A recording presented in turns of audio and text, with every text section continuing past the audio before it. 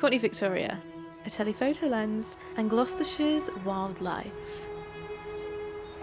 I spend a lot of time in nature and I come across a fair amount of wildlife, and in fact I probably come across more wildlife than I think I do, but I'm just not aware of it. I'm not consciously searching for it, as I'm no wildlife expert or wildlife photographer.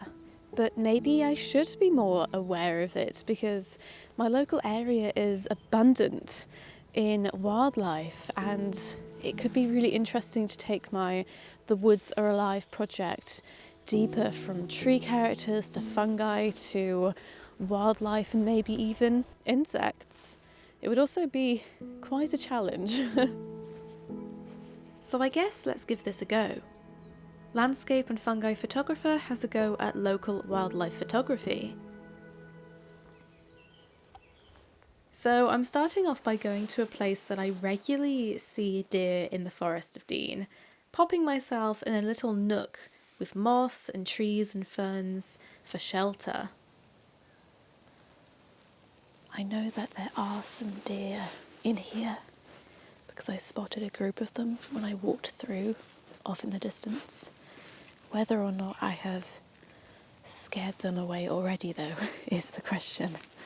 But I guess I'm just going to have to bunker down for a while, be fairly quiet, and see if they head back this way.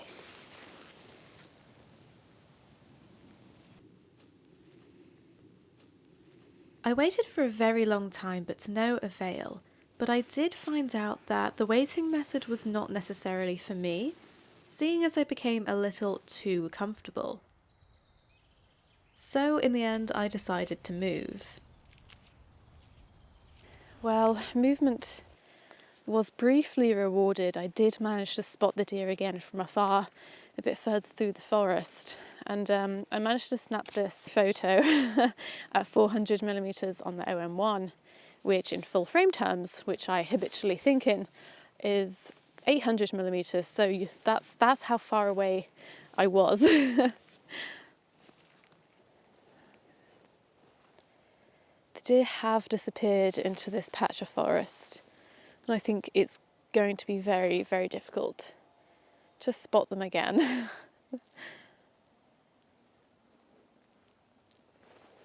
Ah well, I mean, I guess it's certainly a start. I figured a local deer park may be my best chance to photograph some deer, so I waded through the mud with my fingers crossed, and very quickly spotted a couple of stragglers around the boundaries of the park. I suddenly realised that I don't really know a huge amount about deer and how good their eyesight is, but they seem to be able to spot me very easily, even at such a great distance. I mean, I'm aware that I'm not camouflaged in any way, and so I'm not expecting to be able to get really, really close. And it wasn't until I started to film this video that I realised that I don't have neutral toned clothing. But this is just kind of a bit of a dabble to see, is this something that I would enjoy? Is this something that I want to pursue a bit more often? And actually, I'm really, really enjoying myself so far, and wishing that I could just get slightly closer. So I have the OM1 Mark II with me today, as I still have it on loan, and I have their new 100 to 400mm lens on. And this lens has up to 4.5 stops of stabilisation that coordinates with the camera body's in-body stabilisation as well. So essentially this is an incredible setup to use handheld. You just don't have to worry about stability, which is fantastic. Saying that, I do still like to pop myself on a tripod every so often, especially if I'm stood here for quite some time, just to save my arms the weight. I also have a battery grip on here just to extend battery life, which is fantastic because I'm filming on here as well. And it also just sort of balances the setup because the camera body is quite small in comparison to the lens. I came across a herd of deer and set up to observe them from afar, but couldn't help but wonder if my clothing was a bigger disadvantage than I had originally thought. I had a quick Google, and it turns out I'm wearing one of the worst colours, apart from blue, that you could possibly wear for this kind of photography, as deer will see me as just a solid black mass in the landscape. So the more you know, hey? I'm not particularly discouraged by the lack of photography or anything like that, or sort of my lack of knowledge. In fact, it actually makes me quite enthusiastic and excited to learn. It's sort of opening up all these opportunities for me to learn about animal behaviour and the kit I need in wildlife photography in general. And, you know, now I have these opportunities for new adventures and exploration, so I'm pretty excited by it actually. And I think I need some clothing though, some more appropriate clothing, so yes.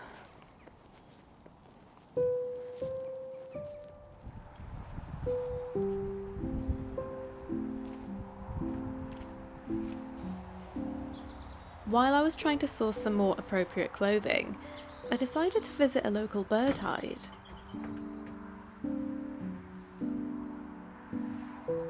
I never believed that I had the patience for wildlife photography, and that is why I never put any energy towards it, really. And I don't think I did have the patience for it. But I think exploring landscape and macro photography and developing a slower approach over the past couple of years has allowed me to develop the skills to be able to approach it today. And do you know what? Regardless of what I'm observing in nature, it's just so much fun and it's such a pleasure just to be outdoors, whether it's looking at fungi or wildlife or trees.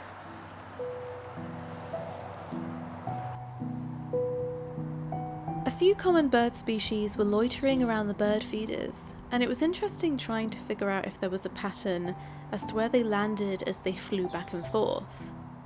I found the woodland and thus the background of my images rather messy though.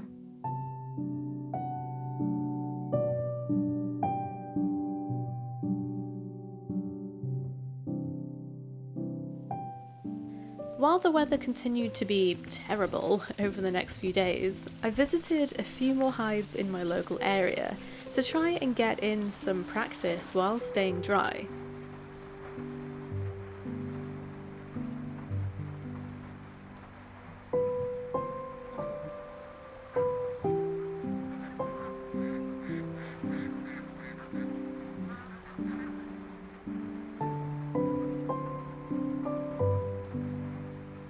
After an hour and a half of waiting in one particular hide, I managed to get a brief glimpse of a kingfisher before it disappeared again. And yes, just in case you're having a hard time spotting it, it's that little blob just there. But this shot taught me how waiting for an opportune moment could take a long time, and once it was there, you needed to be quick.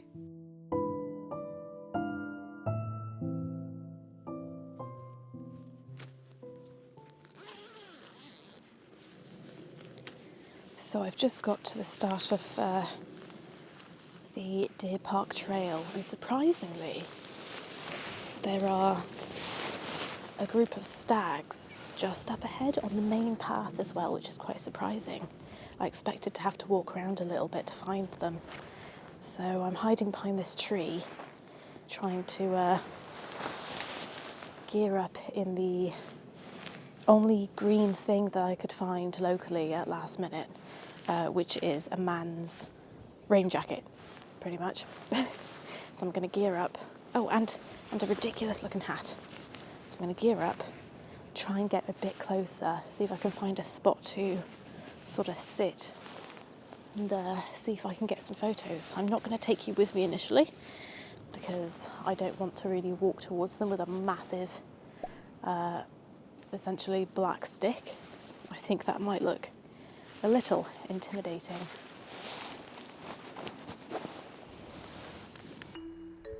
My second attempt at staying unseen was far more successful. My neutral clothing certainly helped, and I made sure to remain as still as possible when they looked in my direction. It also helped that the wind was blowing towards me and therefore they were less likely to pick up my scent. I remained behind the little cover this location offers, but it wasn't easy to get a clear shot without putting myself more out in the open. It was fascinating though to watch these group of bachelors from afar. I found them quite difficult to attempt to photograph while they were sort of clumped together like a messy mass of deer, and I didn't really know how to sort of go about it, but also I noticed that I was getting a lot of haze in the air and that was making it quite difficult to focus on them and get a sharp image. But never mind, they've gone into the trees now and I'm changing my approach from stalking to waiting to see if they'll sort of come out and this way at some point this afternoon.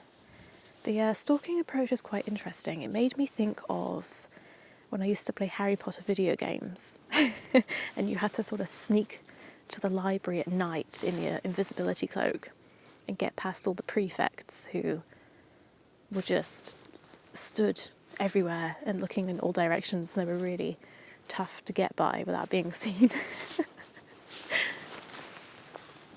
I knew this wouldn't be simple or easy. I went into this project knowing that I was probably not going to come away with a single decent image. But I guess until actually giving it a go myself, I didn't really realise or fully appreciate how much time, effort, skill, knowledge, patience really goes into this. For me, it's not really the camera settings, the sort of technical side in that way that's a problem. It's learning the animal behaviour and knowing when to take a shot, when not to take a shot, where to be to increase your likelihood of being able to come across wildlife or take a successful image.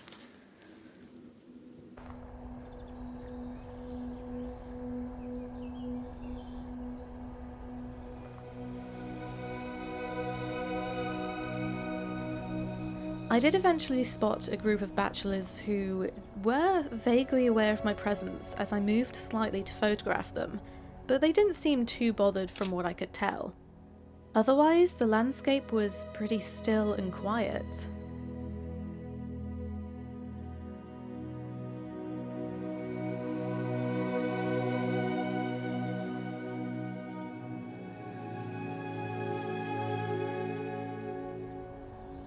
Slightly further down the trail, I could see off in the distance where the herds were, and they were definitely heading further inland where public access is not allowed. I stuck around for a while longer, but it seemed as though my luck had run out for the day.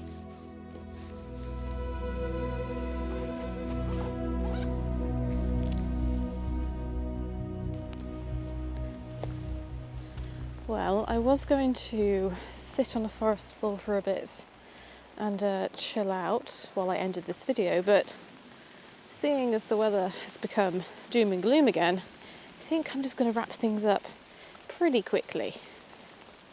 Let's see then. Wildlife photography. Did I enjoy it? Yeah, I think I did. I think I preferred or had more fun photographing or trying to photograph the deer than, say, sort of birds in general. But it'd be interesting to know what other animals I enjoy photographing as well. I'm very tempted to book myself onto a wildlife workshop at some point.